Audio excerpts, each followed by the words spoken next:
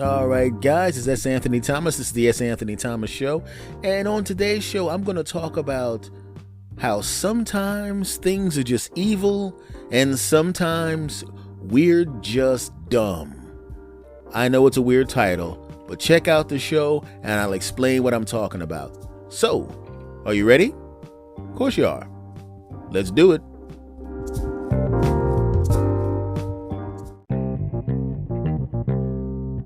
All right, guys, you heard the intro to this program, and it's the truth. Sometimes we're evil, and sometimes we're just straight up stupid. And I'll tell you what I'm talking about. Because there are times when people are just evil for no reason, and you didn't do anything to deserve the evil treatment. You didn't do anything to anybody. You weren't mean to anybody. But this person or these people are evil anyway. And that's not cool. You didn't deserve it. Alex, this is what I'm talking about. You have been in a situation where you're in a relationship with somebody and you're in good faith. You treat them good. Everything seems to be great. And unbeknownst to you, they don't want you anymore. Right? They may not want you. They may not want you enough to throw you away, but they don't want you enough or don't respect you enough that they decide to be with, if you understand what I'm saying, be with, if you understand what I mean by be with, somebody else on the side. Right? And they don't even, and in the beginning, they kind of hide it. But after a while, they're like, hey, the heck with this other person. I'm just going to do me. And they don't even hide it as well anymore. They get a little sloppy. Right? They leave a hotel matches in their pocket or their purse, right? And they don't think much of it because sometimes they do a lot of driving, and if they want to take a nap, they've done it when they were with you. Okay, not a big deal. Okay. But then it becomes really apparent that they're decided to be with someone else. If you understand what I mean, be with someone else. You confront them on and they're like, yeah, well, and they get really vicious about it, tear you down, say all sorts of nasty crap about you. Why? Because they don't care about you anymore. You're not a human being to them anymore. So it doesn't matter how evil they are to you. They got the other person already lined up, right? In fact, they've been, being with them for a few months now, just to make sure that they like them before they drop kick you down the steps emotionally and they treat you like crap and they say, well, another thing, you ain't nothing, you ain't never been nothing, you ain't never gonna be nothing, and they crush your heart. Then they pick it back up and crush it again. Then they pick it back up, put some flammable liquid on it and set it on fire and kick it down the steps. And they won't even tell you how far down the steps it went. You got to go down and get it yourself repaired and put it back in your chest. Why? Because they're evil. You ever been in a situation where you're driving down the road, you're driving right at the speed limit. You're not in a hurry. It's late at night. There's almost no one on the road. You're not in a hurry. You're finished. You're going home. You're going to go to sleep and you don't have to work the next day. You got the next day off. You may even have the next 2 days off. Maybe it's Friday night and you're coming home from work. You don't got to do anything Saturday. You don't got to do anything Sunday, and you're glad. You want everybody to leave. You alone. It's your 2 days. You've been busting your butt at this job and you can't wait for the weekend. Oh, you got your good tunes on, or you're listening to one of my podcasts, which is even better. Self-serving, I know. Shut up. Back to the story. And you're driving. And in your rear view mirror, it's nighttime. You see some lights come up behind you. You don't think anything of it. You're driving at 65. You're driving right at the speed limit. You don't want any problems. You don't want the police officer to jump out of nowhere and give you a ticket. You're not playing that crap. You're playing it cool. Cool. COOL. Cool. And the lights get closer and the lights get closer. And the other people who decided to pass you, who were driving too quickly, just jumped over into the left lane the passing lane, right? And just shrum and drove past you. No big deal. But this particular person decides, no, I'm going to be in this lane, even though I have another lane where I can get around you very, very easily because there's no one else on the freeway, and they're tailgating you dangerously close. You better not even think about tapping the brakes. You know, they don't care if there's an obstruction in the road where maybe there's a deer in the road, or somebody's tire came off, or there's something you don't want to hit. No matter what you do, if you try to turn to the left or go to the right lane, that little bit of a move will cause them to smack into the back of your car and cause an accident. You can't tap the brake or you'll cause an accident. That's how close they are to the back of your car. And there's really nothing you can do. I mean, you could step on the gas and speed, but that's going to be thought of as a hostile act by this irrational person. So you just kind of wait it out. You're trying to bore them into going away. You stay at 65. You don't go any faster. You don't want to go any faster. You're going at 65 and they can get around you, but all of a sudden, they move to the passing lane and you're thinking, thank goodness, let this idiot just keep going. I'm not getting into some fight with some stranger. This person may have a gun. I'm not dealing with this crap. I'm glad they made their point that they're an idiot and they pull in front of you. And you think they're going to step on the gas aggressively and pull off. You know how people step on the gas aggressively they think they're proving a point, like, yeah, I'm mad at you, so I'm going to step on the gas. But no, this person gets in front of you and slows down. You're trying to go 65, they're going 63. So you slow down a little bit, and then they slow down a little bit, and you're going, I don't have time for this crap. I just want to go home and chill. You try to get into the left lane. Nope, they're in the left lane. You try to go into the right lane. They're in the right lane. They keep weaving back and forth in front of you, and you're going, oh God, am I going to have to fight this guy? Is this guy going to block, get out of the car? I don't want to get shot. I don't want to get my behind whooped. Now I don't want to whoop this guy's butt either, because then all of a sudden he's going to want revenge. Oh, I just want to go home. So this goes on for about a half an hour. The whole half an hour you're thinking, I don't need this crap. Oh, man. Oh. And then eventually Captain Knucklehead sees his exit and takes his exit, all the while sticking his left hand out the window, giving you the middle finger, honking his horn, and saying really disparaging things about the person who carried you 9 months. Right? Evil. There was no reason for that. Or you go to a bar and you're just trying to have a good time with your friends. It's a festive place. It's a sports bar, right? If you go to hardcore bars, maybe there's fights. But this is a sports bar. Everybody's having a great time. It's packed. The home team is comfortably ahead. There's not that much time left on the clock. It's an important game with a division rival. Oh, yeah. We hate them. We've been chanting stuff about how their team stinks. And much like in the last little description I was talking about, where the person sticks his finger out the window and says disparaging things about the person who carried you 9 months, everybody in the bar is saying disparaging things about the mothers of the team that's losing and also their wives. I don't agree with it, didn't join in with it, but I'm telling you that it happens. And you get up to go to the bar and you're going, man, and you look at the bar and you see the waitress sitting there and she's got a tray and you can tell it's your tray, right? It's got the stuff that you ordered, potato skins, buffalo wings, chicken nuggets, whatever the hell you order, that kind of bar food crap.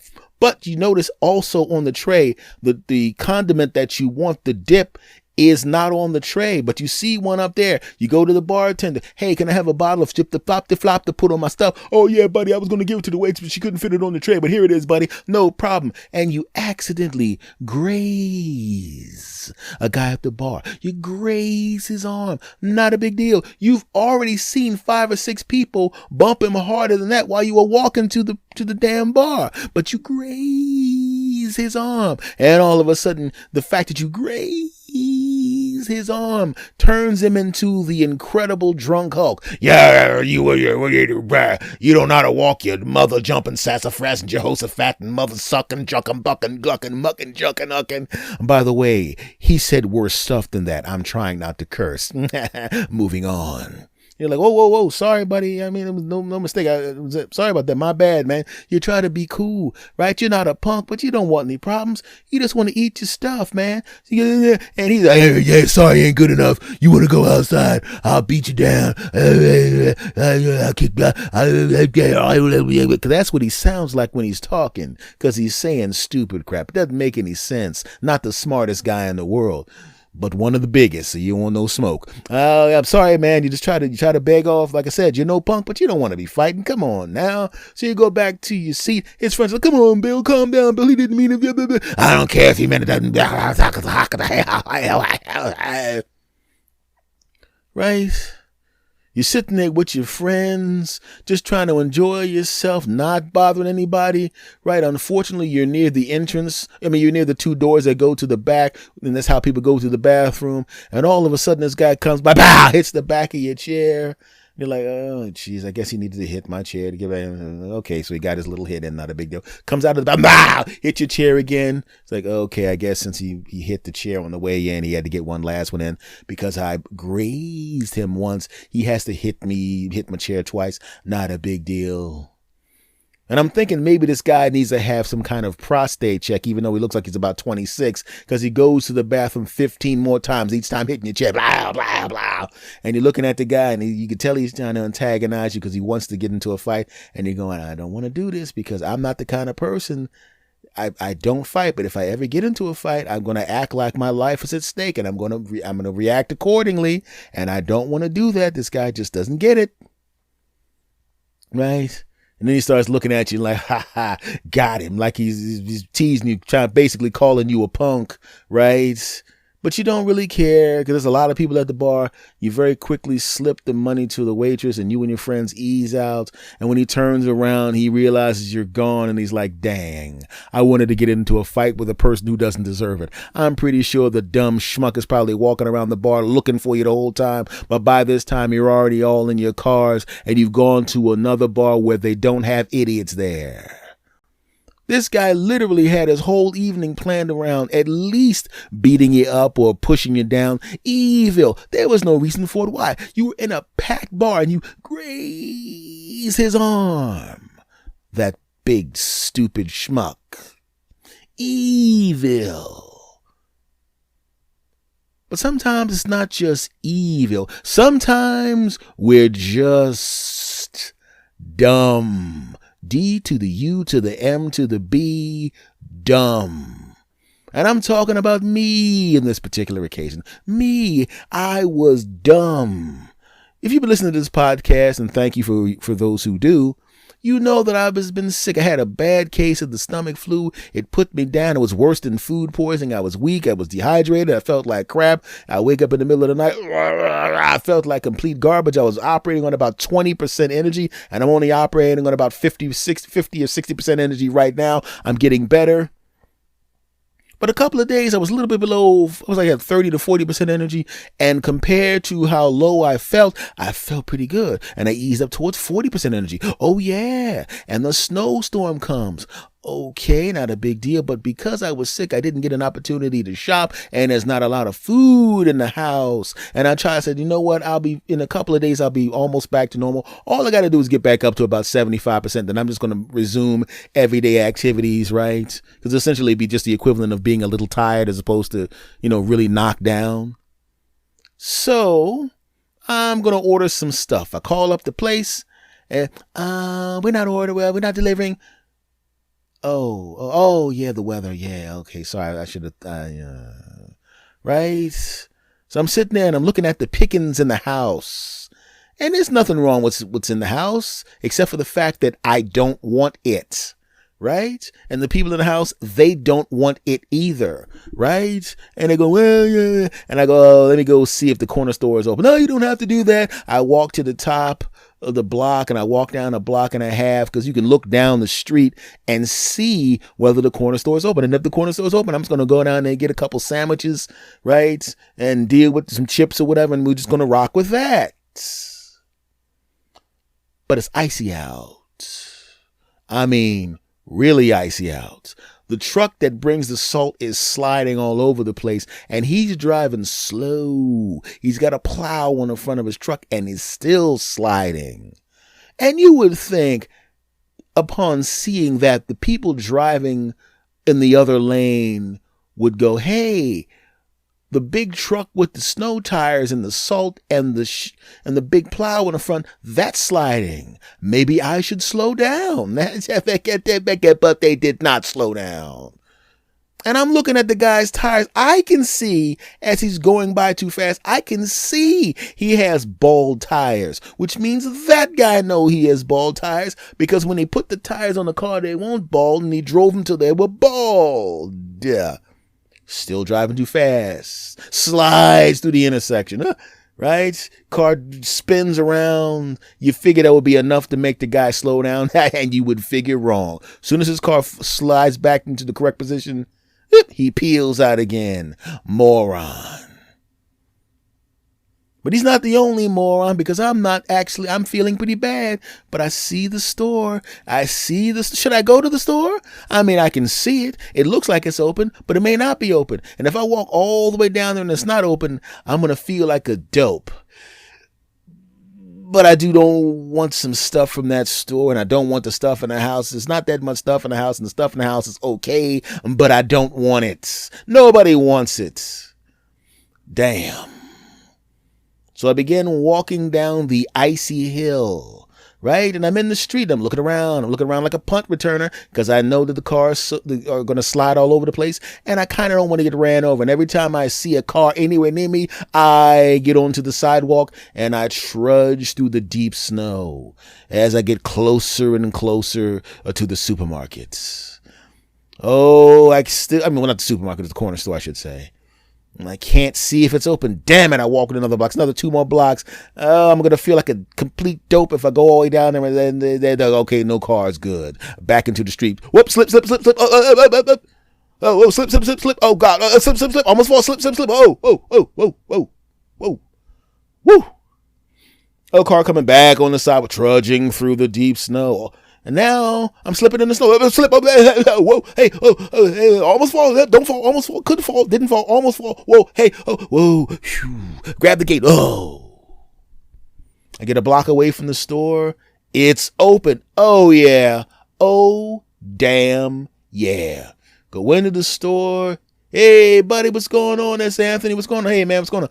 Hey, man, I'm surprised you came down here, man. You didn't drive your car? No. Is it that bad out there? Yeah, I was walking. I was sliding when I was walking. Oh, man, that's cool. You feel good? You all right? You haven't seen me in a while. Yeah, I was feeling a little kind of bad, but I'm all right now. I'm cool. I'm better. Okay, good. What you need? And I buy the stuff I need, right? And I buy more stuff than I normally would buy, like 3 times the price, because I'm not coming out tomorrow. And now I realize, now I'm carrying a bunch of heavy bags, and I have to make the trip back, where I almost bust my behind and cracked my head and almost got ran over by idiots driving too fast. And now I'm carrying heavy bags. And now this time I have to walk up a hill and not down a hill. Oh, but I got to do it. So I start trudging back. Slip. Oh, almost off the back. The bag on the rip didn't rip. Okay, slip. Oh, grab the gate. Oh. Go back out in the street. There's no cars. Here comes a car back on the side. Slip. I finally make it back. Oh, you didn't have to go to the store. That was really nice of you to do that. Yeah, I said, yeah, it is what it is. I'm a nice guy. Stupid. Right? We had stuff in the house. I had stuff in the house that was, but I don't want it. Why did you go out? You didn't have to go out. You were fine, but I did it anyway. Stupid. All these people driving around, bald tires, sliding into the intersection, driving too fast. Stupid. But you know what made it even more stupid? The way I felt when I woke up today. Now, I feel bad today. Not sick bad. Pulled muscle bad, because when you're walking in the snow and the ice and you're slipping and you're trying your best not to fall down, you start using your muscles in the ways that they normally wouldn't be used. You start twisting and folding and anything to keep from falling down. And all of a sudden now, like right now, my left calf is tight as crap. I'm sorry, my right calf is tight as crap. My left calf, I know I pulled that muscle and I feel it all up my calf, all up my quadricep, all the way up to underneath my buttocks. I know now as I record this, I am absolutely sometime within the next 4 hours or so, whether I stretch or not, and no matter how much I hydrate myself, I'm going to be awakened with horribly bad Charlie horses, and I know it. Stupid. We all do stupid things sometimes, and sometimes the people around us are evil. Ooh. But when it comes to the evil stuff, there's really nothing you can do about it. There's nothing you can do about that guy driving like an idiot. There's nothing you can do about a person deciding to be unfaithful to you. There's nothing you can do about a hothead in a bar. But we can refrain from doing stupid things. I had an opportunity to go shopping before I got sick, and I said, nah, I don't feel like it. I know I'm right next to the supermarket, and I know that I'm looking at the parking lot, and there's only 25 cars in the parking lot that holds hundreds, and I could probably easily slide into the supermarket, get what I need, and be out of there in about a half an hour. But no, I have to go home and sit down and do nothing. That's much more important. Stupid. So all I'm saying is what I need to do, and I think you're probably the same way. There are times when we realize we got to make decisions that are smart because we can't do anything about the evil, but we can do something about the stupid. So we probably should. You dig?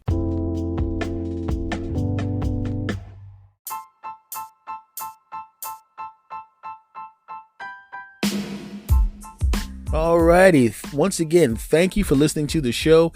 Thank you for coming back. I enjoyed talking to you as I always do. Much love to you, and I will see you again next time. Take care.